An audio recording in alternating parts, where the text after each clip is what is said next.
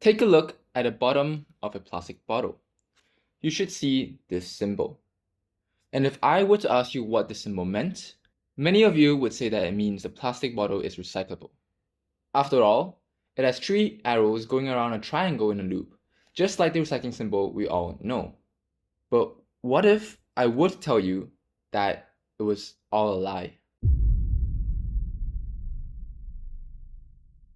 The symbols you see on a plastic bottle, or any plastic containers in general, they are called resin identification codes, designed to identify which plastic polymer was used. In fact, there are 7 different types of them. None of them actually signals recyclability. Because the recycling symbol was never trademarked, it was stolen by the plastic industry, which is the fossil fuel industry, and it has now tricked many people into believing that all plastics are recyclable, including you if you thought the same. We currently live in a linear economy, where we extract raw materials, then use these resources to produce goods, then we consume these goods, and after all of that, dispose of it in our nearest trash can. Simply put, take, make, waste. But this is unsustainable. The earth has finite resources, so if we keep doing this, we will eventually run out. So how do we combat this? Well, we need to transform into a circular economy, where we eliminate waste and keep resources in circulation for as long as possible. So why not reclaim some of the resources, bring them back into the production process, recycle them? When we recycle, not only do we save scarce resources, we also reduce the amount of energy it takes to make virgin materials, and we reduce the amounts that ends up in a landfill. Problem solved, right? The reality is that no material is 100% recyclable. The best we have is metals, where we can melt down the metal to theoretically recycle them indefinitely. But during the recycling process, some metals are inevitably lost due to a variety of chemical processes, so we end up having to extract raw materials again. For paper fibers, they can only be recycled up to 7 times, because each time that they are recycled, they are shredded, so they lose their structural integrity. Going back to the main topic of this video. Remember our resin identification codes? Well, only 3 out of the 7 are actually recyclable. That is plastic number 1, or PET, usually used for plastic bottles. You also have plastic number 2, also known as HDPE, which is used for milk jugs, for example.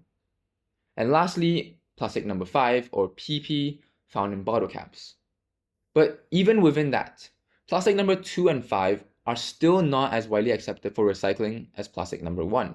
Additionally, if there is some contamination with food grease or metals, which 20% of the plastics in recycling centers are, they are just landfilled. How about other plastics? Why can't we recycle the other 4? Well, actually, they are theoretically recyclable. The science can support it, but it's just not economical enough. When plastics are recycled, they lose some of its original quality, and the cost of recycling is actually pretty high. Compare that to virgin plastics, where governments pour immense subsidies into oil and gas, and where negative externalities are not taken into account. New plastics are higher in quality and lower in price. So in the minds of the market, why buy recycled plastics? All of this means that only 9% of all our plastics in human history has been recycled. Everything else has been incinerated, landfilled, or put into oceans like the Great Pacific Garbage Patch, which is 3 times the size of France, by the way. And all of this produces extremely harmful impacts to our environment. So how did we get here? We learn about the 3 R's in school: reduce, reuse, recycle.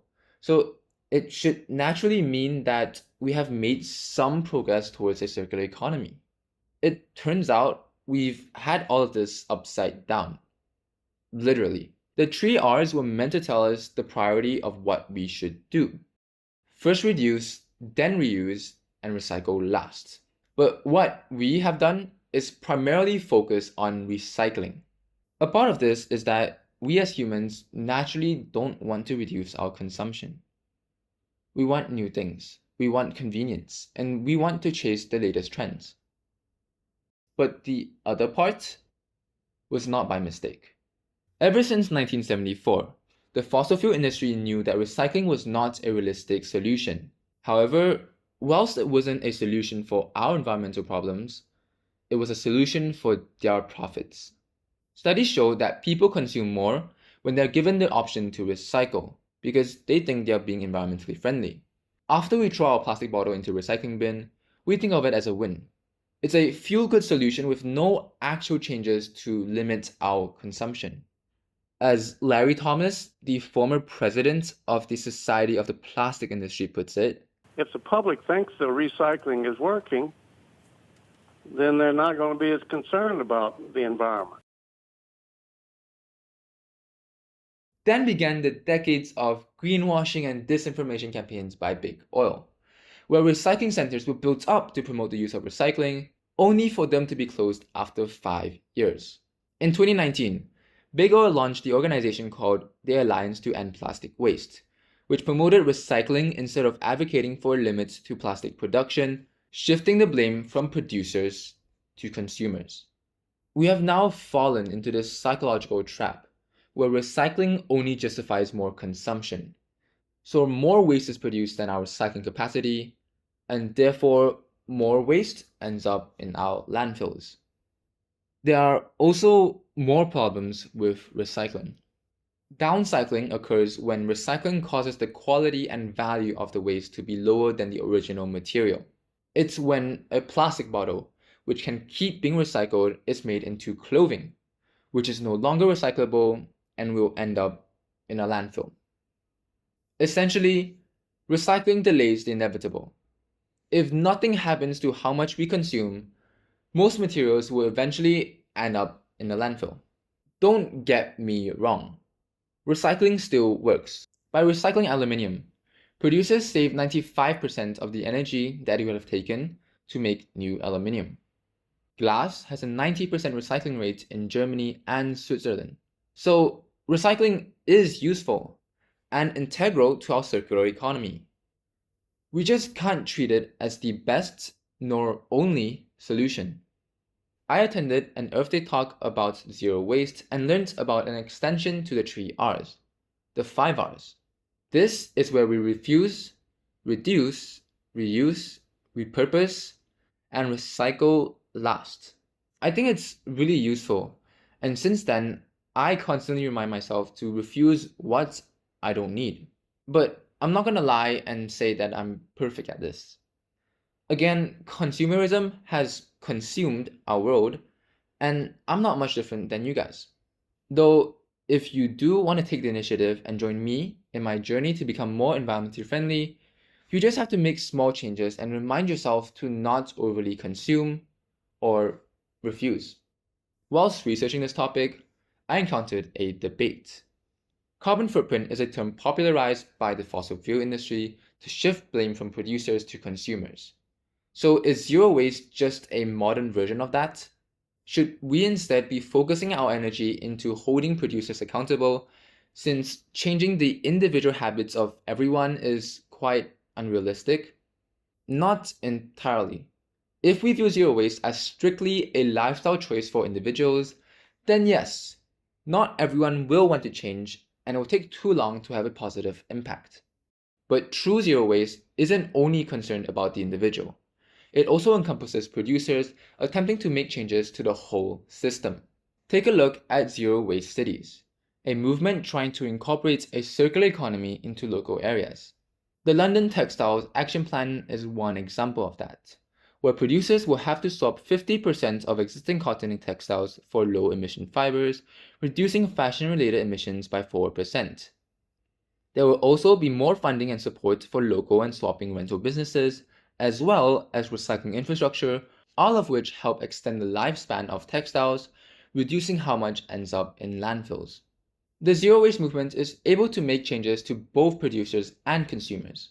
Globally, 2 billion people lack waste management infrastructure, which forces them to burn or dump their trash. When governments set up circular economy infrastructure, it nudges social behavior to act in a more circular way. On the other hand, regulations can force companies to make the necessary changes. So governments are now an important piece of the puzzle. And the results show. In Durban, South Africa, adopting zero-waste strategies has seen a 25% reduction in waste sent to landfills.